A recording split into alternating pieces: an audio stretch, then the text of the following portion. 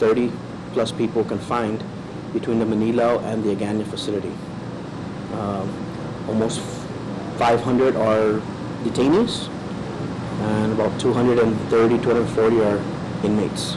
And according to DEPCOR's Lieutenant Anton Uggan, these numbers are unacceptable as facilities max out at 440 persons. A quick look at the Agana detention facility reveals two-man cells accommodating up to 4 people. This, in addition to some detainees sleeping in the lobby on military-like cots. We've always been overcrowded for a long time, and our numbers just continue to climb. And again, it's as a result of the enforcement of GPD and other areas.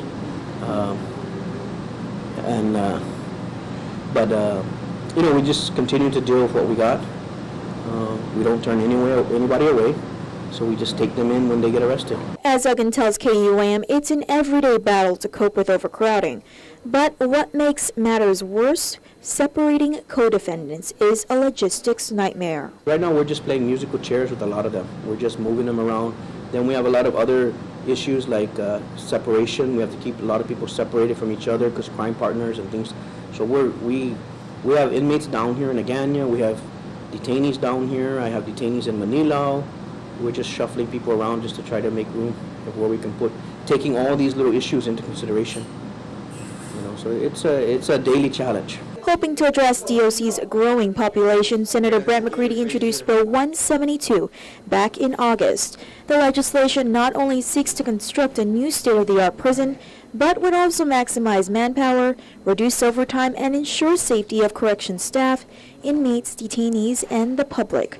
Unfortunately, however, the bill has sat in committee since receiving overwhelming support at a public hearing in December.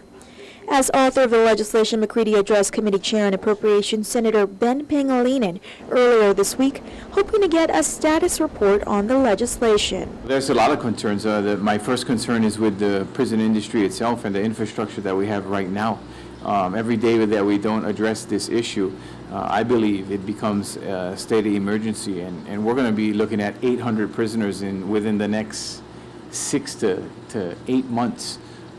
And that poses an enormous problem for not just the safety of other inmates, but the safety of the workers and the safety of the public. And while Bill 172 sits idle, DEPCOR officials anxiously await any form of assistance. As fast as we move them, if I move 10 today, we get about 10 tonight, getting arrested and coming in again. We're just trying to make do with what we got, and hopefully we'll be able to get some help in the form of either a new building or an expansion of the existing facility, more resources to help us deal with this influx.